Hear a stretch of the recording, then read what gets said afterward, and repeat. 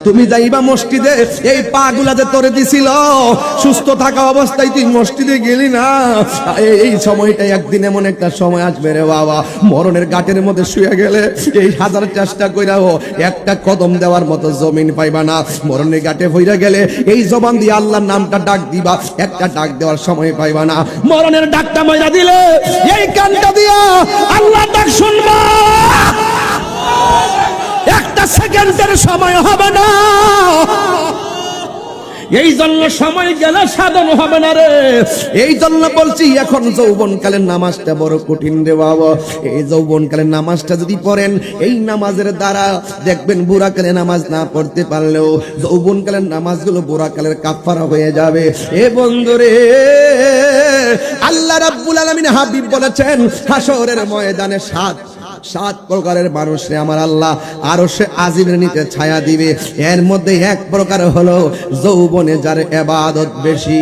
জোরে জোরে কি আল্লাহু আকবার বলা যাবে না? আর চিৎকার মেরে কন্যা আল্লাহু আকবার। এই জন্য যুবক আমার, খুশি করার জন্য বলছি না, আপনার আমার হেদায়েতের জন্য আজকে ওয়াজ কইরা দিয়া যায়। এই জন্য আমার আল্লাহ বলেন সুম্মা ইউমিতুকুম, অতঃপর আমি আল্লাহ তোরে মরণ দিমু। মরণ দেওয়ার পরে মালিকানা শেষ। এরপরে বন্ধুরে, আপনার লাশটাকে দেখার জন্য যাকে যাকে মানুষ শাহের সরে আসবে, কিন্তু দেখবেন মানুষের ব্যস্ততা তখন বেড়ে যাবে। কোন রকম ভাবে দুষ্ফুরাইবার লাগে দেখতে যাইব, মুখের মধ্যে কাপড়টা দিয়ে দেখতে যায়, আবার বিলে চলে যায়, আপনার বাড়ির পাশে চেয়ারে বৈশাও অপেক্ষা করে না। এটাই হলো বাস্তব। এই পৃথিবীর কেউ কাহারও নয়, এই পৃথিবী কেবলমাত্র আপনি। আপনার কবরে কেউ শান্তি দিবে না রে। ও বন্ধু, আপনি যখন মারা গেছেন, নারায়ণপুর বাজার দিকে যাইয়া লাল কাপড় আনবেন না সাদা কাপড়। আর বড় করে বলেন কি কাপড়? এই কথাগুলো আমি সব মাহফিলে বলি, কেন জানেননি? আজকে কবর আযাবের ভয় উঠে গেছে, এই জন্য 10 টাকার জন্য মানুষ খুন করে ফেলায়। কবরের আযাবের জবাবদিহিতার কথা ভুলে গেছে, এই জন্য সন্তান মার বুকে লাথি মারে।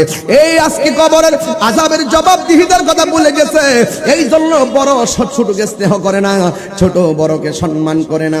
দেখবেন ব্যবসা বাণিজ্যে শুধুমাত্র জুলুম আর জুলুম, রাষ্ট্রেও দেখবেন জুলুম আর জুলুম, দুর্নীতি আর দুর্নীতি। কথা কোন ঠিক কিনা?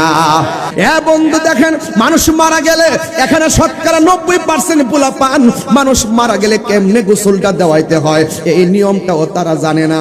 আবার মানুষ মারা গেলে কেমনে কাফনের কাপড়টা কাটতে হয় এই নিয়মটাও মুসলমান হইয়া জানে না। এর চাইতে দুর্ভাগ্য বিষয় আর কিছুই হতে পারে না। আরে আপন মা মারা গেলে 3 গ্রাম পারিয়া যাইয়া ওই ইমাম সাহেবরে যাইয়া কয়, হুজুর আমার মার জানাজাটা আপনি পড়াইয়েন, কিন্তু আপনার আপন মায়ের জানাজাটা কেমনে দেওয়ান লাগে সেটাও আপনি শিখলেন না। আপনার মতো দুর্ভাগ্য আর কেউ না। আরে গোসল করাইতে গেলে চারদিক দিয়ে কাপড় টানায় গোসল করা, ওই গোসলের ভিতরে অনেকে ঘৃণা কইরা যায় না। ওই গোসল করাইতে গেলে আমার ডর লাগে, অথচ মুসলমান দরকার ছিল পানিটা আগায়া দেওয়া। ওই পর্দার ভিতরে যাইয়া আরে কোন রকম পানিটা আগায় দেওয়ার দরকার ছিল, কিন্তু আমরা যাই না। বন্ধু আমার, ওই গোসলখানার মধ্যে যাইয়া আমি যদি কোনো গোসলখানায় যাই, আমার এক অভ্যাস কি জানেন রে বাবা? আমি গোসলখানায় গেলে তার পেটের মধ্যে চাপ দিয়া মাথায় দইরা তুইলা বসায়, যখন পায়খানা বের হয় তখন টিস্যু দিয়ে এটা পরিষ্কার কইরা দেই। অথচ আমাদের দেশের অনেক পোলাপানিটার ঘৃণা করে। আরে বাবা, ঘৃণা করেন কেন? আজকে এই লোকটা মৃত্যুর যন্ত্রণা বফুয়াইয়া ওই গোসলখানায় ঢুকলো। আজকে যদি আপনি ভালোবাসা ওই লোকটারে যাইয়া পায়খানা পরিষ্কার কইরা দেন, একদিন আপনি মারা গেলে আপনারও এমন ভাবে মানুষ পরিষ্কার কইরা দিব রে বাজাল। আপনি যদি কাহারও জানাজায় দৌড়াইয়া যান, একদিন দেখবেন আপনি মারা গেলে আপনার জানাজায় মানুষ দৌড়াইয়া যাইব। ও বন্ধু, গোসলটা দেওয়াইতে গেলে নাকের মধ্যে তোলা দেয়নি, আর জন্নাক দেয়নি, নাকের মধ্যে তোলা দেয়নি, কানের মধ্যে তোলা দেয়নি। একটু চোখের মধ্যে দাদার লাশটা বাসান, চোখের মধ্যে দাদির লাশটা বাসান, চোখের মধ্যে মায়ের লাশটা বাসান, চোখের মধ্যে বাবার লাশটা বাসান। কেমনে গোসল দেওয়াইছেন, কেমনে নিছেন চোখে বাসান, আর মনে মনে কল্পনা করেন কোথায় ছিলাম, কোথায় আসলাম, আমার কোথায় যাব, আমিও তো তাদের মতো পরপারের যাত্রী। বন্ধুরে, ওই গোসলখানার মধ্যে যাইয়া নাকের মধ্যে তুলা দেয়, আবার কানের মধ্যে মধ্যে তোলা দেয়।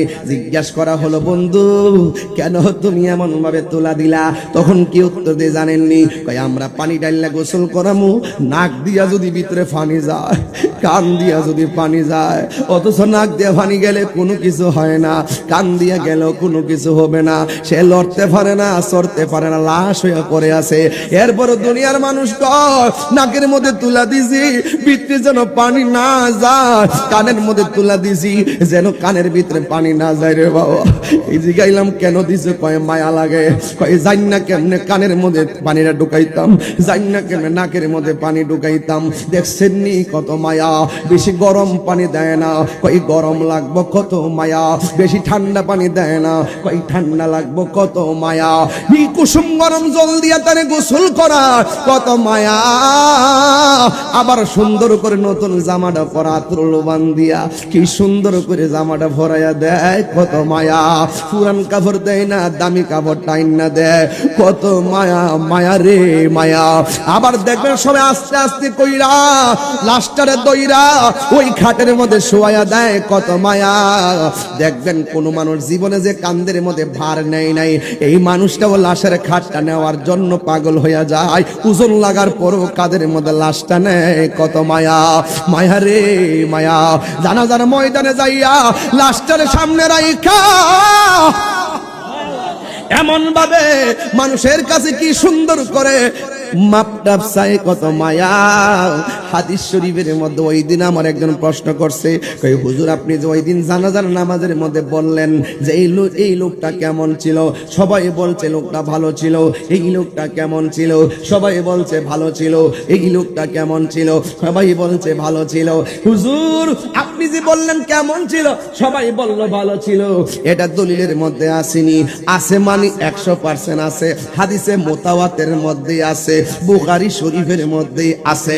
যেই জায়গার মধ্যে নবী বলছেন কেউ যদি মাইয়াতকে সামনে রেখে বলে এমুকের ছেলে এমুকে কেমন ছিল, মানুষ বলে ভালো ছিল, এমুকের ছেলে এমুকে কেমন ছিল, এগুলো আমল করবেন, আমল করবেন, আমল করবেন।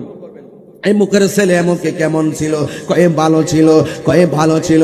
আমার নবী বলে জানাজার ময়দানে লাশ থেকে সামনে রাইখা গো, যখন মানুষ বলে কেমন ছিল, মানুষ যখন বলে ভালো ছিল, আমার আল্লাহ তখন ওই মুহূর্তে ফেরেশতারে ডাক দিয়া কয়, ও ফেরেশতা 10 জন যারে ভালো কয় তার নামটা প্রেমের খাতায় তুলে দেয়।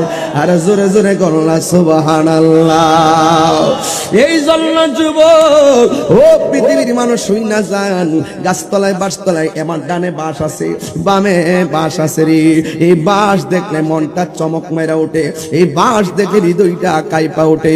একদিন বাঁশের যার বাঁশ আমার কবরে স্থানী হয়ে যাবে। হায় রে বাঁশ, ও বাঁশ, বাঁশ রে তুই আমার কবরের মতো উপরে ছাদ দিবি, তুই এত দামি রে বাঁশ। বাঁশ দেখলে বড় আশ্চর্য লাগে রে। আমার নবী আপনার নবী দেখেন কি সুন্দর, ডাক দিয়া কয়ে দেখেন যখন জানাজার মাঠে লাশটা লইয়া যায়, ফেরেশতারা ডাক দিয়া বলে, ও আল্লাহর বান্দা তুমি দুনিয়াতে এতদিন ছিলা, এখন তুমি চলে যাচ্ছ, তুমি বলো না তোমার কবরে কে আপন হবে? বেঈমান হলে বলবে যারা আমার কাদের মধ্যে নিচে তারা হবে আমার আপন। জানাজার ময়দানে বলবে কে তোমার আপন হবে? বেঈমান হলে বলবে যে আমার জানাজার নামাজ পড়াইতেছে তারা হবে আপন। কবরে নামানোর সময় জিজ্ঞাসা করা হবে কে তোমার আপন? সে বলবে যারা আমার কবরে নামছে তারা আমার আপন। যখন কবর থেকে উঠে যাবে, ও আমার শাহের চরের বাবার, ও আমার নরসিংদী রায়পুরার বাবাজিরা গো, এবার আল্লাহর ফেরেশতারা বলবে, ও আল্লাহর বান্দা তোমার কবরে এখন কে? তখন এই মানুষটা পাগলের মতো হয়ে যাবে। হাইরে দুনিয়া, আগে যদি জানতাম দুনিয়ার মানুষে তো স্বার্থপর, তাইলে কোনোদিন দুনিয়ার প্রেমে মস্তাম না। আগে যদি জানতাম মানুষে তো বেঈমান, তাইলে কোনোদিন মানুষের প্রেমে মস্তাম না। আমার জন্য ঘরের মধ্যে কাঁদলো, আমার কবরে কেউ আসলো না, আমার জানাজার নামাজ পড়াইলো, আমার কবরে কেউ আসলো না, আমার গোসল দেওয়াইলো, আমার কবরে কেউ আসলো না। এই জন্যই তো আল্লাহ রাব্বুল আলামিন বলে দিয়েছেন, ইল্লাল্লাযিনা আমানু ওয়া আমিলুস সালিহাত। ঈমান রাখা আর নামাজ আমল করা বড় দামি জিনিস। এই দুনিয়ার কেউ পাশে থাকবে না। ঈমান যদি থাকে হৃদয়ের ভিতরে, আর যদি আমল থাকে অলবডিতে অলংকার, আপনার দুনিয়ার চিন্তা করা লাগবে না। আপনি যদি ঈমানদার হন, কবরে জিগাইব তোমার কবরে কে আপন হবে? চিৎকার মেরে করে আল্লাহু আকবার। তোমার কবরে কে আপন হবে? ওই মুহূর্তে ওই ইমানদাররা চুপ করে বসে থাকবে। কারণ ইমানদাররা তো ভালো করে জানে রে বাবা, ইমানদাররা তো ভালো করে জানে যে এই কবরের ভিতরে দুনিয়ার কেউ আপন হবে না। আমার ইমানটা আমাকে কাজে দিবে, আমার আমলটা কাজে দিবে। আর কবরের ভিতরে তিনটা প্রশ্ন করা হবে। যার বডিটা পবিত্র থাকবে, যার আত্মাটা পবিত্র থাকবে, যার অন্তরে নবীর মহব্বত থাকবে, যার আমল দ্বারা অল বডিটা অলংকারে সেজে থাকবে, তার জন্য কবরে বড় সারপ্রাইজ আছে। কিন্তু যুবক ভাইয়ের আমার, আমরা কবরের মধ্যে বডিটা লাগার আগে এই বডিটারে পাক বানাইতে হবে। কথা কোন ঠিক কিনা? ওই জামান নবী বলেন, আলা সাবধান, ওয়া ইন্না ফিল জাসাদি মুদগা, দেহের মধ্যে একটা টুকরা আছে, ইজা সলাহাত ইজা সলাহাত, যখন টুকরাটা সুস্থ থাকে, সলাহাল জাসাদু কুল্লু, তখন অল বডিটা ভালো থাকে। ওই ভিতরে টুকরাটা যখন ভালো থাকে, তখন অল বডিটা ভালো থাকে। ওয়া ইজা ফাসাদাত, যখন ওই টুকরাটা খারাপ হয়ে যায়, নষ্ট হয়ে যায়, ফাসাদাল জাসাদু কুল্লুহু, তখন ওই অল বডিটা ওই অল বডিটা নষ্ট হয়ে যায়। আলা আলা ওয়াহিয়াল কলব, আর ওই গোস্তের টুকরার নাম হলো কলব। এই জন্য যুবক ভাইয়ের আমার, কলবটারে পবিত্র করা লাগবে। আত্মাটা যার শুদ্ধ, বডিটা তার সুস্থ। আত্মা যারে পছন্দ করছে, অল বডিটা পছন্দ করবে। এই জন্য মানুষ যখন একটা গুনাহ করে, অল বডি এই কলবের মধ্যে একটা কালো দাগ পড়ে যায়। দুইটা গুনাহ করলে দুইটা কালো দাগ পড়ে যায়। দুনিয়ার কোন মেডিসিন ওই দাগগুলা পরিষ্কার করতে পারে না। ওই দাগগুলা পরিষ্কার করে একমাত্র মাওলার জিকির।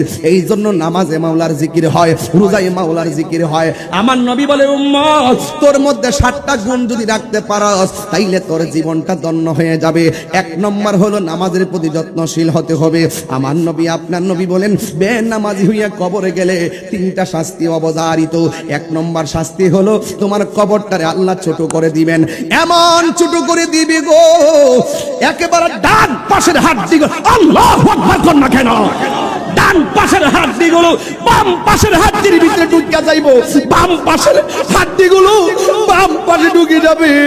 ও যুবকের দল, তখন ওই মানুষটা এমন জোরে একটা চিৎকার মারবো রে বাবা, চিৎকার দিয়ে কইব, আল্লাহ, আগে যদি জানতাম গো আল্লাহ, বেনামাজি হইয়া কবরে গেলে গো, এমন শাস্তি তুমি আমারে দিবা। জীবনেও নামাজ ছাড়তাম না, জীবনেও নামাজ ছাড়তাম না। ও তোর পিছু পিছু ঘুরছে সমন, পিছে পিছে ঘুরছে সমন, কোন দিন জানি তোর হবে সমন জারি। দেখ না মন ঝাঁক মারিয়ে দুনিয়াদারি, দেখ না মন ঝাঁক মারিয়ে দুনিয়াদারি। সব বাটপারির হিসাব যদি নিবেন, আপনারা জবান খুলে বলেন তিনি কেন? ইন্নাহু হুয়া ইউবদিউ ওয়া ইউঈদ। আপনারা জবান খুলে বলেন, আপনার আমার শুরুর মালিককে, আপনার আমার শুরুর মালিককে, আপনার আমার দুঃখের মালিককে। জন্মের দান করছেন আমার আল্লাহ, মরণ দিবেন আমার আল্লাহ। এই জন্য যুবকের দল পায়ের মধ্যে হাত দিয়া বইলা যায়, আপনি মারা গেলে কোন বাজার থেকে কাফন আনবে? জোরে গন্না কোন বাজার? বড় বাজারটাই তো টার্গেট করে। ওই কাপড়টা আনবেন বাজান সাদা। এখন দেখেন আমার মাথার মধ্যে পাগড়িটার রংটা কি। এই জন্য কবরে যাইবেন ড্রেসটা কি? ও বন্ধুরে, ও বন্ধুরে, ও বন্ধু, আপনার ড্রেসটা হবে সাদারি।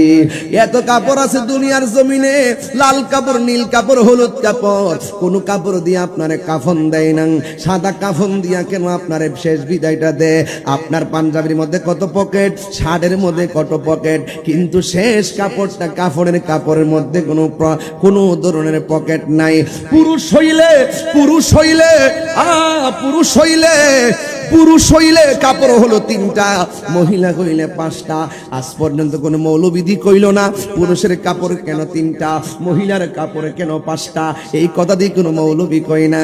এত রঙের কাপড় থাকতে সাদা কাফন দিয়া কেন দাফন করে, এই কথা দিয়ে কোনো মৌলবি কয় না। আম পাতা, জাম পাতা, বাঁশ পাতা থাকতে অন্য কোনো পাতা দিয়া গরম জল করে না, বড়ই পাতার জল দিয়া কেন গরম জলটা করে, এই কথা দিয়ে মৌলবীরা কয় না। ও বন্ধুরে গায়ের মধ্যে যত কাইতন আছে, আংটি আছে, সব খুইল্লা রাইখা দে। ও বাজান, এত বড় কাপড় পেঁচাইয়া দে, কাইতন কেন রাইখা দে, এই কথা দিয়ে বাজান কোনো মৌলবীরা কয় না। আল্লাহ বলে, এ পৃথিবীর মানুষ, তোমরা কিভাবে আমি আল্লাহকে অস্বীকার করবা? তুমি ছিলা মুর্দা, আমি আল্লাহ তোমারে জীবন দিয়েছি। জীবন দেওয়ার পরে তুমি অনেক টাকার মালিক, জীবন দেওয়ার পরে অনেক পোস্টের মালিক হয়ে গেল। সব মালিকান আমি আল্লাহ বন্ধ করে দিব একটা থাবা দিয়ে। শুনুন, জীবন পাওয়ার পরে আমি তাহিরি বক্তা, জীবন পাওয়ার পরে আরেকজনে পিসাব, জীবন পাওয়ার পরে কেউ ওসি, জীবন পাওয়ার পরে কেউ ডিসি, জীবন পাওয়ার পরে কেউ চেয়ারম্যান, জীবন পাওয়ার তপন ভাইয়ের মতো চেয়ারম্যান, জীবন পাওয়ার পরে এমপি, জীবন পাওয়ার পরে মন্ত্রী, জীবন পাওয়ার পরে টিনের ঘরের মালিক, জীবন পাওয়ার পরে বিল্ডিং ঘরের মালিক, জীবন পাওয়ার পরে মাটির ঘরের মালিক। আল্লাহ বলে, সব মালিকানা একটা থাবা দিয়া বন্ধ করে দিমু। কয় কি? কয় সুম্মা ইউমিতুকুম, অতঃপর আমি আল্লাহ তোরে মৃত্যু দিমু। মৃত্যু দিলে সব মালিকানা শেষ। মসজিদের মধ্যে এলান হয়ে যাবে একটি সুখ সংবাদ, শাহের সুরে এমুক মিয়ার ছেলে এমুকে মারা গেছে, সাথে সাথে ব্যাংকের টাকার হিসাব বন্ধ, সাথে সাথে সব টাকার ভাগ নেবে সন্তানেরা। তুমি 1 টাকা তোলার মতো ক্ষমতা নাই, তুমি এক জায়গায় যাওয়ার মতো ক্ষমতা নাই।